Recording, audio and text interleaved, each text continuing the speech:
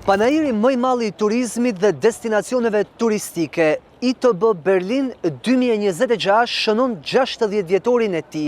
një prej ngjarjeve më të rëndësishme për sa i përket turizmit, që mbledh mbi 180 vende nga e gjithë bota ku prezantojnë ofertat e tyre turistike, rrjetet prestigjioze të hotelerive, destinacione turistike, por dhe cilet janë trendet globale të turizmit, të cilat vit pas viti ndryshojnë.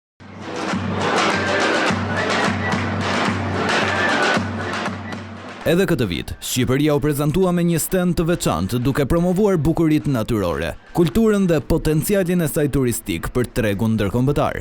Ministri i Turizmit, Kulturës dhe Sportit, Blendi Gonxha, theksoi rëndësinë e pjesëmarrjes së Shqipërisë në këtë panajir ndërkombëtar dhe interesin në rritje të tregjeve europiane për destinacionet shqiptare. Është një destinacion gjithmonë më i kërkuar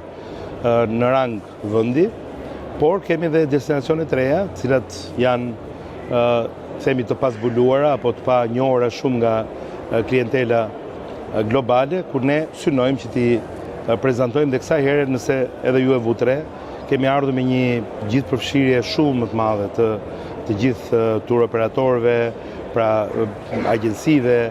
aktorëve të ndryshëm të turizmit dhe të udhëtimit në Shqipëri, në mënyrë që ata të jenë në fakt të zotët e pavionit të Shqipërisë. Turizmi konsiderohet shumë i rëndësishëm për ekonominë shqiptare. Sipas ministres së Ekonomisë dhe Inovacionit, Delina Ibrahimaj, ky sektor ka qenë një nga motorët kryesor të zhvillimit dhe një mundësi e rëndësishme për rritjen e investimeve dhe punësimit në vend. Turizmi është shumë i rëndësishëm si për ekonominë e vendit, jo vetëm sepse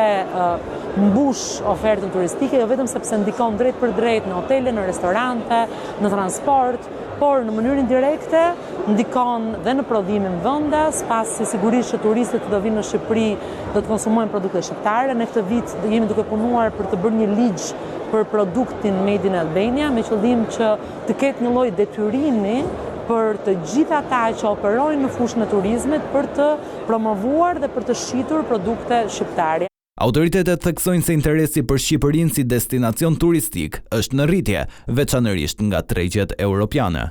ITB Berlin 2026 e përmbylli këtë panajir të rëndësishëm në 60 vjetorin e tij me një sër objektivash, sfidash, por edhe detyrash që secili prej shteteve pjesëmarrëse ka për të përmbushur në një sektor të vështirë dhe me goxha prioritete siç është turizmi.